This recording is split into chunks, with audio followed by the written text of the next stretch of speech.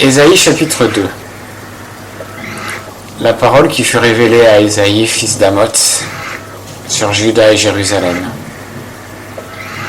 Il arrivera au dernier jour que la montagne de la maison de l'Éternel sera établie au-dessus des montagnes et s'élèvera par-dessus les collines, et toutes les nations y afflueront.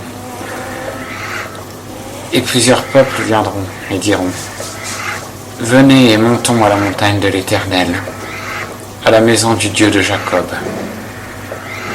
Il nous instruira de ses voies, et nous marcherons dans ses sentiers. Car la loi sortira de Sion, et la parole de l'Éternel de Jérusalem. Il jugera entre les nations, et sera l'arbitre de plusieurs peuples. Alors ils forgeront de leurs épées des hoyaux, et de leurs lances des serpes. Une nation ne lèvera plus l'épée contre l'autre, et on n'apprendra plus la guerre. Maison de Jacob, venez et marchons à la lumière de l'Éternel.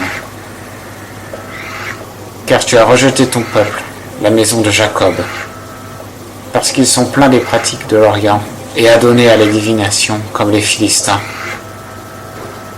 et qu'ils s'allient aux enfants des étrangers. Son pays est plein d'argent et d'or, et il n'y a point de fin à ses trésors. Son pays est plein de chevaux, et il n'y a point de fin à ses chars. Son pays est plein d'idoles. Ils se prosternent devant l'ouvrage de leurs mains, devant ce que leurs doigts ont façonné. Et les hommes sont humiliés, et les grands sont abaissés, mais tu ne leur pardonneras point.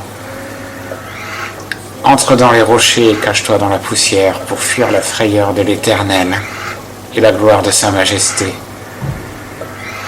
L'homme au regard superbe sera abaissé, et l'homme orgueilleux sera humilié, et l'Éternel seul sera grand en ce jour-là. Car l'Éternel des armées aura son jour contre tout ce qui est orgueilleux et hautain, et contre tout ce qui s'élève pour l'abaisser, contre tous les cèdres du Liban, hauts et élevés, et contre tous les chênes de Bassan, contre toutes les hautes montagnes, et contre tous les coteaux élevés, contre toute haute tour, et contre toute muraille forte, contre tous les navires de Tarsis, et contre tout ce qui plaît à la vue. Et l'arrogance des hommes sera humiliée, et la fierté des grands sera abaissée, et l'Éternel sera seul élevé en ce jour-là, et toutes les idoles disparaîtront. Et l'on entrera dans les cavernes des rochers et dans les trous de la terre, pour fuir la frayeur de l'Éternel et la gloire de sa majesté, quand il se lèvera pour frapper la terre.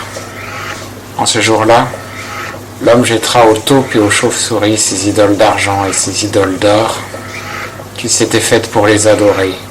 Et ils entreront dans les fentes des rochers et dans les creux des montagnes pour fuir la frayeur de l'Éternel et la gloire de sa majesté, quand il se lèvera pour frapper la terre. Cessez de compter sur l'homme, qui n'a qu'un souffle dans ses narines, car quel cas peut-on faire de lui ?